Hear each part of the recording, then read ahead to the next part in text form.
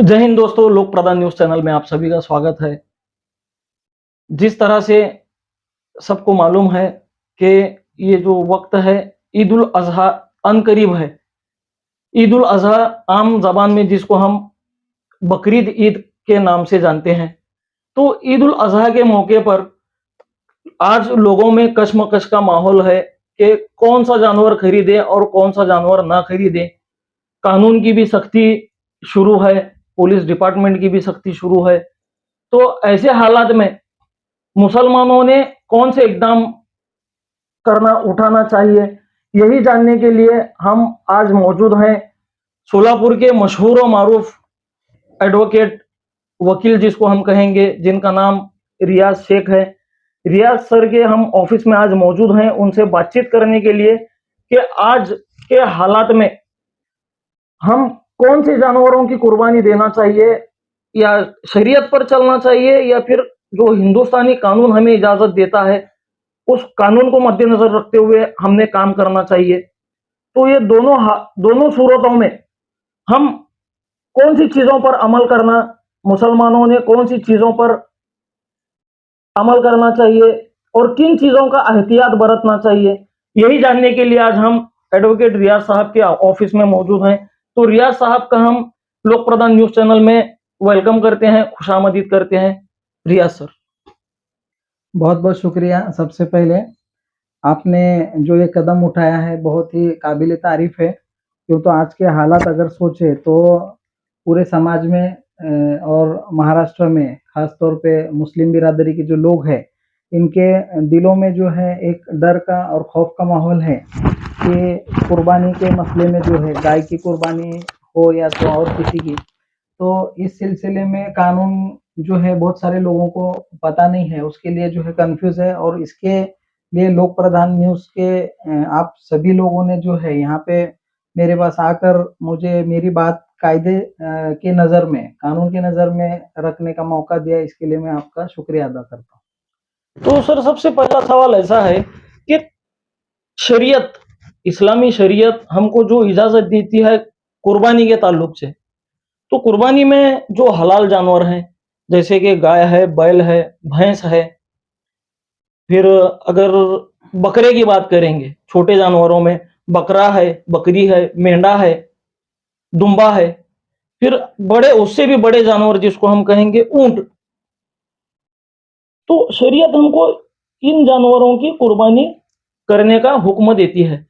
तो हिंदुस्तान की अगर हम बात करें तो हिंदुस्तान का कानून हमें किन जानवरों की कुर्बानी करने की इजाजत देता है, आप थोड़ा बताएं। जहाँ तक शरीयत का मामला है, आप सभी लोग जहाँ पर ऑल ओवर वर्ल्ड में जहाँ पे भी मुस्लिम लोग जो है कुर्बानी करते हैं, उनको सब चीज़ें ये पता है कि शरीयत ने किन चीज़ों को हलाल किया है और किन चीज़ों की कुर्बानी जायज़ है। लेकिन मैं जो बात करूँगा कि भारत के कानून के हिसाब से देखने के बजाय मैं फिलहाल महाराष्ट्र के हद तक की बात करूँगा। क्यों तो भारत के कई ज़िलों में, कई राज्यों में जो है गाय की कुर्बानी कर सकते हैं, वहाँ के जो हुकूमत है उसको परवानगी या तो परमिशन देते हैं। लेकिन जहाँ तक महाराष्ट्र का जो सवाल है, महाराष्ट्र में 2015 से लेके जो कानून आया जिसे Maharashtra prevention of animal amendment act बोलेंगे, तो उस कानून के हिसाब से महाराष्ट्र राज्य के अंदर गाय या तो बैल या तो गाय से जुड़ा हुआ बैल वासुरो, जैसे अपन हर एक की जुबान अलग अलग है, तो उस हिसाब से गाय से जो पैदा होने वाली जो नस्ल है, वो हर नस्ल के जानवर को, गाय से पैदा होने वाली हर नस्ल के जानवर को कुर्बानी करने पे पाबंदी लगाई गई है। उसे हम आसान भाषा में गोवंश हत्याबंदी कायदा ऐसा बोलते हैं। इसके लिए जो है महाराष्ट्र राज्य में गाय पे, बैल पे और तमाम जो उसके वंशज है, तो उनकी कुर्बानी करना जो है पाबंद है। तो गाय के वंशजों की कुर्बानी करना पाबंदी है उसके ऊपर। तो ये कानून किस वजह से पास हुआ? देखो 2000 पहले एक्चुअली ये कायदा कानून अगर देखें तो Maharashtra preservation of animal act जो है ये 1976 में 1976 में जो है ये कानून पास हुआ था। लेकिन इसके बाद उस टाइम पे जो है सिर्फ इस इसमें इस कानून में गाय का शुमार था। लेकिन 2015 में जो महाराष्ट्र की जो सरकार थी, जो असेंबली जिससे बोलेंगे अपन, तो उन्होंने ये जो कानून था 1976 में उसमें अमेंडमेंट किया और गाय के बाद बैल भी, और बैल के बाद जो उसके बछड़े वगैरह जो भी खोंड वगैरह बोलते, तो ये सब जानवर जो उसके वंशज तो है, वंश तो ये सभी को जो है ना वो एक्ट के अंदर समाविष्ट करे, इसमें मतलब इन्वॉल्व किए और उस हिसाब से सभी को जो है पाबंदी लगा दिए गए। तो इस हिसाब से अभी महाराष्ट्र में जो है गाय के और बैल के और उनके वंशज की किसी भी तरीके की कुर्बानी करना ये गुनाह है। और ये सिर्फ गुनाह नहीं है, ये एक सीरियस ऑफेंस है जिसमें ज्यादा से ज्यादा तकलीफ अपने लोगों को हो सकती है, ऐसा मुझे कहना है। गाय का एक इशू हो गया, उसके बाद बकरा, दुम्बा, मेंढा, ऊंट, हिंदुस्तानी कानून इसको जुबा करने की कहां तक हमको छूट देता है? नहीं, जहाँ तक बाकी के एनिमल्स है, मतलब अपन बोलेंगे मेंढा बोलेंगे या तो बकरा बोलेंगे, इसकी कुर्बानी करने पे किसी भी किस्म की गवर्नमेंट ने पाबंदी नहीं की है कि आसानी से आज आज भी हम सब लोग देखते कि जो भी हफ्तावारी जो बाजार है शोलापुर के हो या तो महाराष्ट्र में और कई भी जिलों में, तो सब तरफ इसके बाजार बाकायदा भर रहे हैं और वहाँ पे किसी भी तरीके की प्रशासन की तरफ से, पुलिस प्रशासन की तरफ से और महाराष्ट्र सरकार की तरफ से किसी तरीके की बंदी नहीं है। तो मुझे कहना भी वही है कि जिन लोगों की मतलब जिन जानवरों की कुर्बानी करने के लिए अपने को हुकूमत अलाउ नहीं करती या तो कानून अपने को रोकता है, तो अपन बगैर इजाजत के या तो कानून को हाथ में लेते हुए इस टाइप की कुर्बानी करना भी गलत है, ऐसा मुझे लगता है। तो कानून, अगर गौ हत्या जिसको आज की जबान में हम बोलेंगे, गौ हत्या अगर होती है तो वो गौ हत्या करने वाले पर कानून कौन सी कार्रवाई करेगा और उसके एक्ट क्या क्या हैं इंडियन पेनल कोड में? देखो, जहां तक कानून की बात आती तो कोई भी बंदा, अगर अपन मिसाल के तौर पे अगर ये लिए कि शोलापुर के अंदर अगर कोई बंदा कुर्बानी के लिए गाय लेके आता है और गाय की कुर्बानी करता है, तो उसके ऊपर अगर पुलिस एक्शन अगर हो गई, पुलिस लोगों को ये बात अगर पता चली किसी भी जरिए, फिर वो किसी ने फोन करके बताया हो या तो किसी सोशल मीडिया के माध्यम से हो या तो पुलिस भी जो है पेट्रोलिंग करते रहते हैं पुलिस की, तो अभी के बिल्कुल। हालात का अगर मद्देनजर रखे तो बहुत सारे एक्चुअली अभी एकादश भी जो है साथ में है ईद के, तो पुलिस प्रशासन के ऊपर जो है बहुत प्रेशर रहता है कि लॉ एंड ऑर्डर मेंटेन करना है, दोनों धर्म के भावनाओं को, इस्लाम मुस्लिम और हिंदू ऐसे दोनों लोगों के भावनाओं की किसी की भी जो है ये नहीं होना और कदर करना है करके बोल के वो पेट्रोलिंग करते, तो उनको अगर पता चला वो आके कार्रवाई कर सकते हैं, मतलब जो वो मालिक है जानवर का उसको अरेस्ट भी हो सकती है। महाराष्ट्र एनिमल प्रिजर्वेशन एक्ट बोलो या तो Maharashtra keeping and movement of animal in urban areas बोलो या तो एनिमल क्रुएल्टी एक्ट बोलो, इंडियन आर्म्स एक्ट बोलो या तो बॉम्बे पुलिस एक्ट बोलो, इतने सारे बहुत सारे ऐसे कानून हैं जिसके अंडर में जो है अलग अलग सेक्शंस के तहत उसके ऊपर जो है गुना दाखिल हो सकता है और कार्रवाई हो सकती है। तो ऐसे हालात में अगर गुनाह दाखिल हो रहा है तो वो लोगों को सजा कितने सालों की होगी, जुर्माना किन चीजों का लिया जाएगा, कितना लिया जाएगा? देखो, अगर किसी को फर्स्ट थिंग तो ये है कि अगर किसी भी बंदे को ऐसा पकड़े और किसी की पोजीशन में अगर ऐसी चीजें मतलब गाय वगैरह अगर मिल गई, तो उसके ऊपर अगर पुलिस गुना दाखिल करे, अगर वो गुना कोर्ट में साबित होता है, तो उस आरोपी के ऊपर जो है जिस कलम से वो गुना दाखिल हुआ, फॉर एग्जांपल सेक्शन 5 अगर पकड़े अपन महाराष्ट्र एनिमल एक्ट का, तो उसके अंदर में जो है 5 साल तक की पनिशमेंट है उनको और 10 हजार रुपए का जुर्माना तक उनको भरना पड़ सकता है। तो एक सवाल ऐसा भी है सर, कानून जो चीजों की इजाजत नहीं देता, बहरहाल अवाम ने वो चीज करना ही नहीं है बिल्कुल बिल्कुल भी। बिल्कुल। हाँ, उसके अलावा भी गौ की तस्करी होती रहती है। तो जो गौ रक्षक हैं, वो लोग जो गौ की तस्करी करने वाले लोग हैं उनके ऊपर हमला कर देते हैं हम्म। और आए दिन हम लोग देखते हैं सोशल मीडिया के जरिए कई एक लोगों की इसमें जान भी चली गई। तो ऐसे लोगों पर आपकी क्या राय है और कानून इसके ताल्लुक से क्या कहता है? देखो, गोरक्षक हो या तो और कोई भी इंसान हो, किसी को भी अपने हाथ में कानून लेने का अधिकार इख्तियार नहीं है। जहाँ कहीं भी ऐसा अगर कुछ चीजें आम आदमी को भी अगर दिखाई दे रही है कि भाई यहाँ पे जो है गलत काम हो रहा है, उनका सीधा-सीधा काम है कि पुलिस को लोकल पुलिस जो भी रहती है उनको इन्फॉर्मेशन देना या तो फिर जो वरिष्ठ अधिकारी है, अगर लोकल पुलिस अगर कॉग्निजेंस नहीं ले रहे तो वरिष्ठ अधिकारी से वो राब्ता करके जो है इमीडिएटली एक्शन लेने के लिए वो मजबूर कर सकते हैं और करते भी हैं। पुलिस लोगों को सिर्फ एक फ़ोन 100 नंबर पे भी अगर डायल करे, कंट्रोल रूम को करे तो विदिन 2 टू 5 मिनट्स बोलते हैं, पुलिस वहाँ पे मौका वारदात जहाँ पे है, वहाँ पे वो पहुँच जाती है।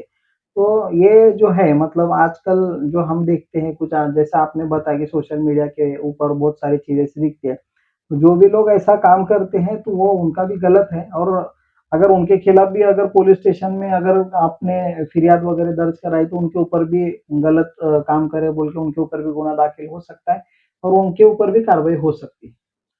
तो आज के हालात में जो कुर्बानी अभी 2 दिन में परसों के रोज़ कुर्बानी है, 29 तारीख को। तो ऐसे हालात में लोग जानवरों की खरीदी के पीछे लगे हुए हैं, तो ऐसे लोगों को आप क्या मैसेज देना चाहेंगे? किन जानवरों की कुर्बानी करना है? मैं आपके चैनल से ये बात बताना चाहता हूँ कि महाराष्ट्र सरकार ने जो भी 2015 में जो कानून लेके आए महाराष्ट्र प्राणी संरक्षण अधिनियम, इस कानून के मुताबिक महाराष्ट्र स्टेट के अंदर किसी भी तरीके के गाय की कुर्बानी करना या तो गाय से जुड़े वंशज की कुर्बानी करना मना किया है। तो मुझे सभी लोगों से, सभी मुस्लिम बांधवों भाई लोगों से ये गुज़ारिश करता हूँ मैं कि ऐसा कोई भी कदम ना उठाए कि जो हुकूमत के खिलाफ हो। गए दिन कई बार मैंने ऐसा देखा है कि लोग जो है बहुत बड़ा रिस्क लेते हैं और गाय वगैरह बाज़ार से बोलो या तो किसी शेतकरी के पास से वो परचेज़ करके लेके आते हैं, बाद में वो पुलिस लोगों को पता चलता है।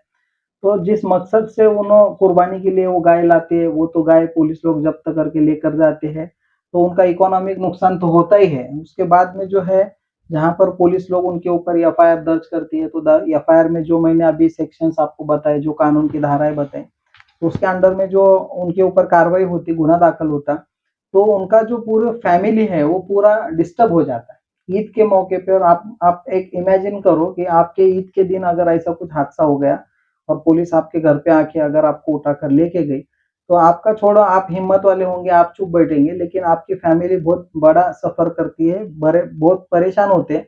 उसमें भी क्या है कि जो ये सेक्शंस है, जो कानून बना है, वो उसमें जो सेक्शंस है, वो नॉन बेलेबल सेक्शंस है। मतलब क्या है कि आम ज़ुबानी भाषा में हम बोलते नहीं क्या टेबल जामीन, हुँ, इमीडिएट हुँ। बेल होते ऐसा जो बोलते, तो ये केस में वो इमीडिएट बेल भी नहीं होता, टेबल जामीन भी नहीं होती। इसमें पुलिस लोग पुलिस कस्टडी की भी डिमांड कर सकते हैं कि भाई तुमने जानवर किधर से लाया, किसके ज़रिए लाया, कैसे लाया? तो वो आरोपी को भी वो आरोपी बना सकते हैं, उन लोगों को भी वो आरोपी बना सकते हैं।